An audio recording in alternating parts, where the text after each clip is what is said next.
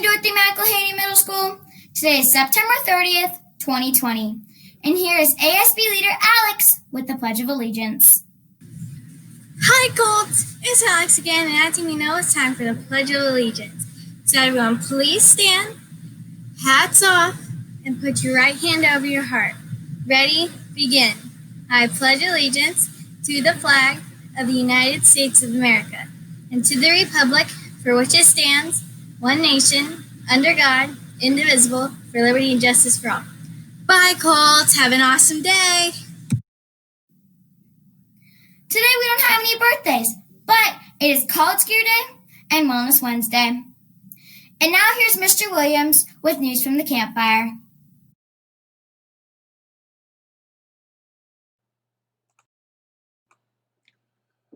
Good morning, Colts. As Sienna said, today's Wednesday and it is College Gear Day. Are you wearing your college gear? I have my shirt on, Harvard Law, all the time. So, hey, this is a challenge to all you avid students out there. You should be wearing your college gear.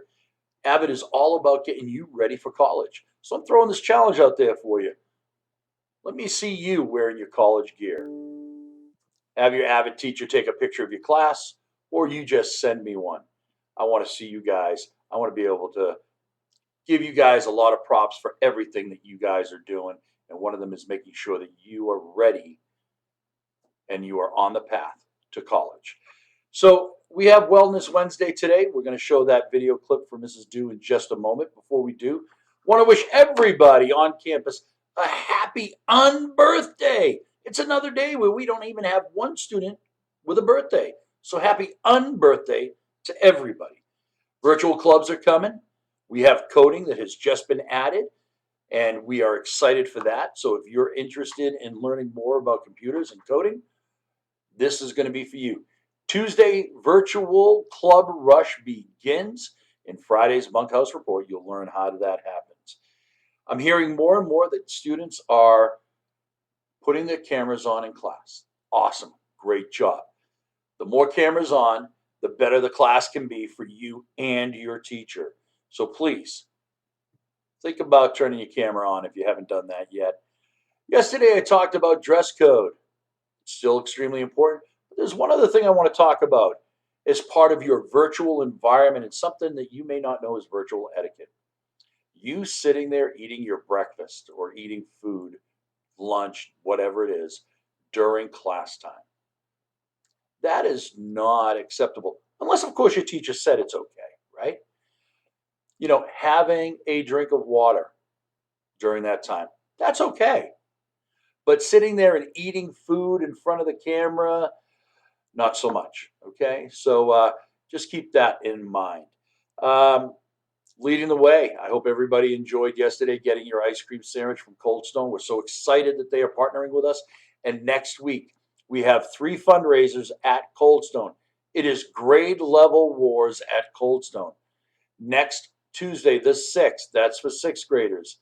The 7th is Wednesday, that's for 7th graders. And the 8th is for the 8th grade.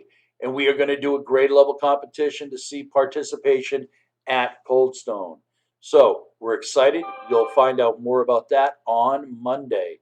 And right on cue, please make sure you do not have phones going off. Make sure you're not texting during class. You should be focusing in on exactly what's happening in lessons. And as always, you want to make sure that you use those office hours. That's what they're there for. Now, let's hear about Wellness Wednesday.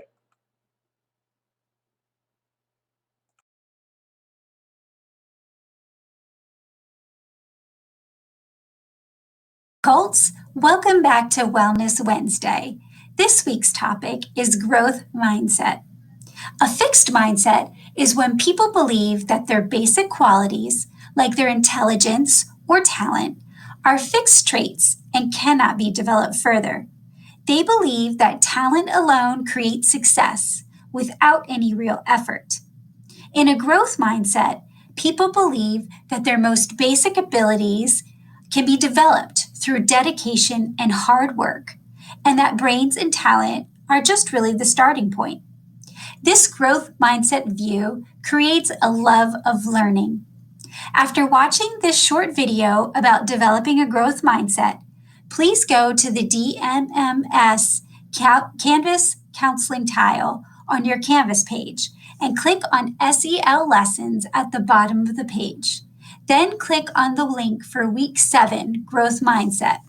You will find different activities that you can do throughout the week to help you develop a growth mindset.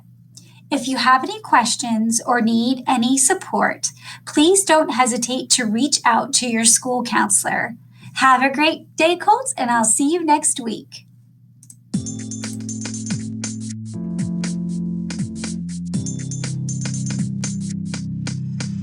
Have you ever heard of Stanford psychologist Carol Dweck?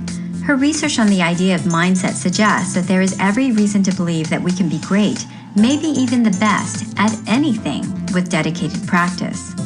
But in order to get there, we need what she calls a growth mindset, which simply means believing that our abilities, including intelligence, are largely a result of time, effort, and practice.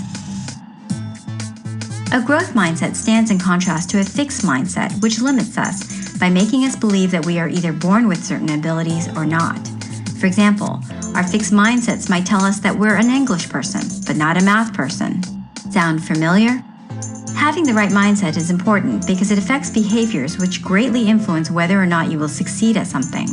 For example, if you have growth mindset, you're more likely to embrace challenges, appreciate feedback, and when failures happen, you don't allow it to define you, and instead, you use it to help guide how you can improve.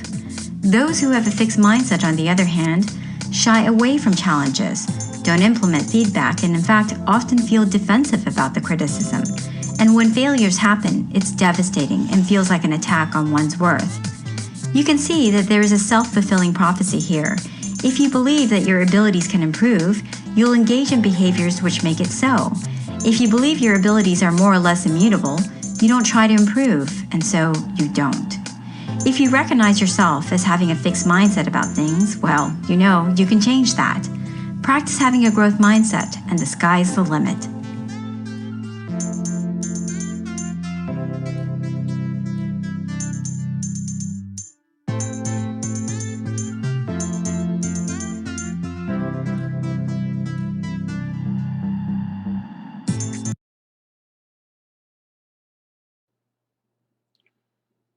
Well, we hope you all understand what it means to have a growth mindset. We hope you all practice that. That when you are sitting in class and a teacher asks a question, you may or may not be confident, secure with an answer. But if you don't answer, if you don't try, then you don't have that growth mindset.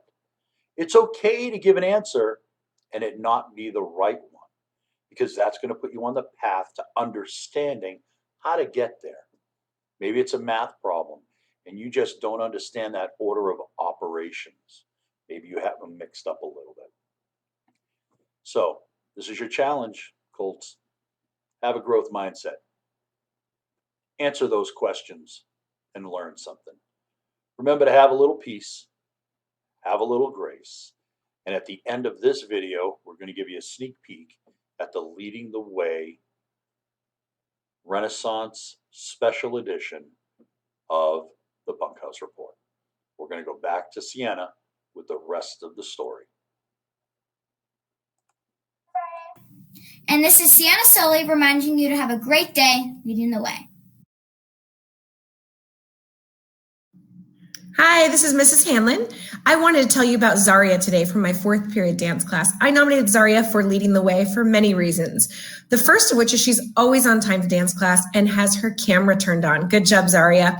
And secondly, we had a Flipgrid assignment due last week and she was struggling a little bit.